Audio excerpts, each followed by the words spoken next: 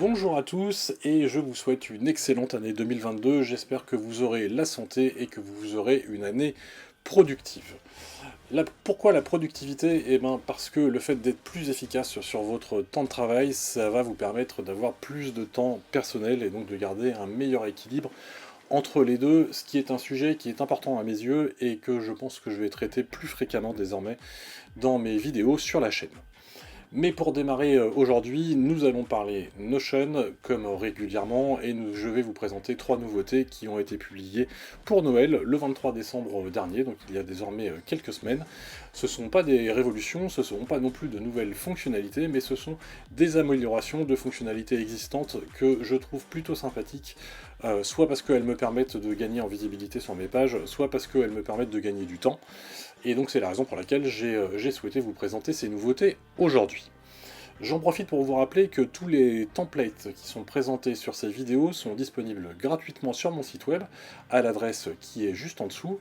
Et je vous précise également que, comme je l'avais déjà dit l'année dernière, je commence désormais à faire un peu d'accompagnement sur Notion. Donc je vends mes services à l'heure d'accompagnement pour tous vos projets en no-code autour de Notion, de façon à pouvoir vous aider à modéliser votre workspace, ou même à le modéliser à votre place si vous le voulez, de façon à vous faire gagner du temps. Si le contenu de la vidéo vous plaît, je vous invite à cliquer sur le pouce bleu juste en dessous, à vous abonner à la chaîne sans oublier de cliquer sur la cloche pour ne pas rater les prochains contenus, mais on passe tout de suite à la pratique.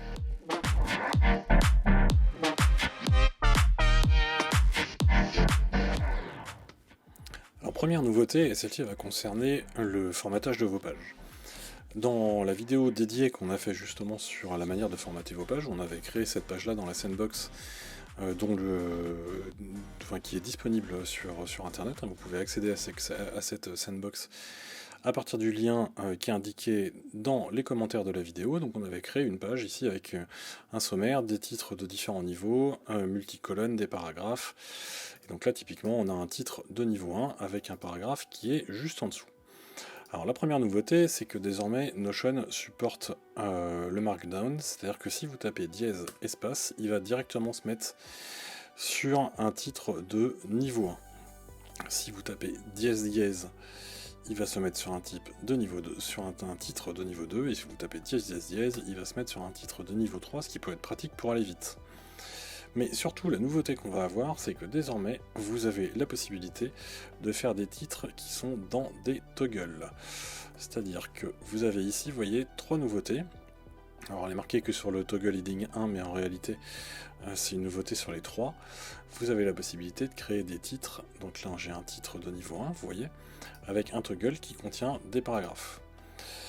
Et cette nouvelle possibilité, vous l'avez aussi en allant sur un titre 1 existant, ce qui est le cas ici, et vous tapez ce caractère, vous faites espace, et hop, ça le transforme directement en titre toggleable dans lequel vous pouvez mettre tous les paragraphes qui vont bien. Alors ça, du coup, c'est pratique pour rendre vos pages plus lisibles, en particulier quand vous avez des pages qui sont longues.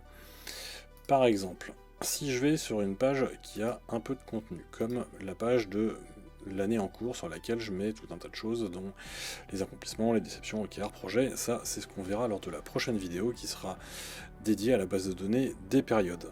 Donc ça c'est une information que je considère comme étant permanente parce que c'est quelque chose que je vais regarder régulièrement, savoir où j'en suis de mes accomplissements, de mes OKR, de mes projets, c'est des choses que je veux voir régulièrement. Mais moins régulièrement, ce que je vais faire, c'est aller dans la section revue annuelle, où là par contre ça va être plus dédié à suivre où j'en suis, des objectifs que je m'étais fixés, et où là je vais afficher plutôt l'état d'avancement des choses, de façon à ce que je puisse faire une revue, puis je vais mettre un petit peu de texte dedans.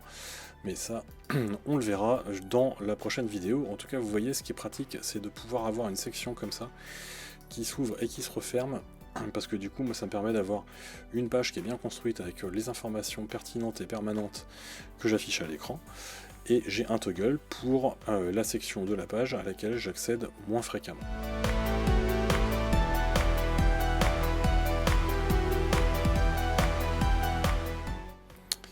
La deuxième nouveauté, qui est également cosmétique, mais que pour le coup j'attendais depuis super longtemps, elle va concerner les checkbox que vous avez dans les tableaux. Donc là, je suis venu dans ma to-do list, qui est une vue que j'avais présentée dans la vidéo qui était liée à la création de sa to-do list dans Notion, que j'ai fait un petit peu évoluer depuis. Et vous voyez, désormais, il est possible de resizer ici la taille de la colonne, bien plus que ce qu'on pouvait faire avant, parce qu'avant on était bloqué à cette largeur-là. Alors vous allez me dire, c'est pas très grave en soi, le problème c'est que sur cette base de données, j'ai beaucoup de colonnes et je voudrais bien pouvoir afficher beaucoup d'informations sans avoir à me balader de droite à gauche. Et bien, le fait de pouvoir ramener la colonne ici à la taille minimale sur la checkbox, ça me permet de gagner un petit peu de place. Alors évidemment, c'est pas révolutionnaire, mais c'est quand même une petite modification qui m'intéressait depuis un petit moment. Et par contre, vous voyez, c'est quelque chose qui n'est possible que sur les colonnes de type checkbox. Si vous le faites sur les autres colonnes, et bien là pour le coup, ce sera pas possible.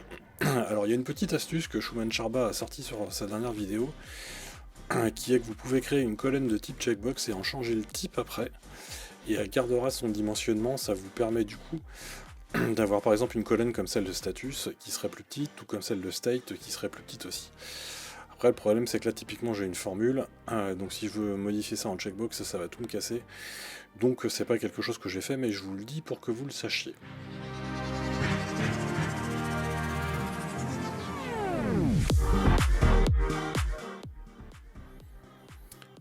Alors la nouveauté suivante elle concerne les bases de données liées. Et celle-là, elle change un peu ma vie quand même, en tout cas elle me fait gagner beaucoup de temps, donc c'est pour ça que j'ai décidé de vous en parler. Pour rappel, dans Notion vous pouvez créer donc des bases de données, comme par exemple ici là j'ai une base to do qui contient l'ensemble de mes tâches.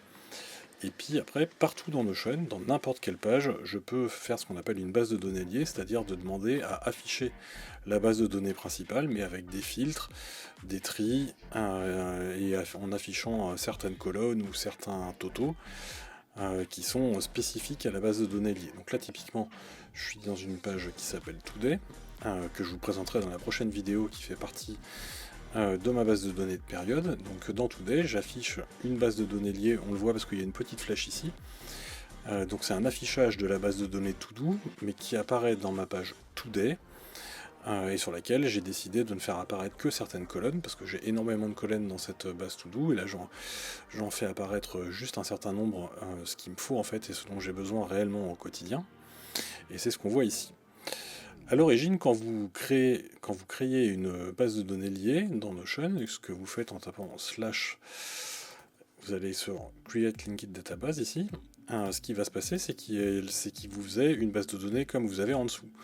Où en fait, vous allez retrouver la base de données d'origine, sauf que c'en est une copie, c'est une vue sur la base de données d'origine, et ça fait apparaître toutes les colonnes, et vous voyez des colonnes, j'en ai énormément, et ça pour moi c'était pénible, parce qu'à chaque fois que je faisais une base de données liée, il fallait que j'aille refaire mes filtres, il fallait que je remodifie toutes mes colonnes, que je fasse tout réapparaître, enfin bref, ça me prenait un temps fou, en particulier quand je suis sur un moment où je crée beaucoup de bases de données liées, ce qui peut m'arriver en particulier dans mon système financier qui est dans Notion.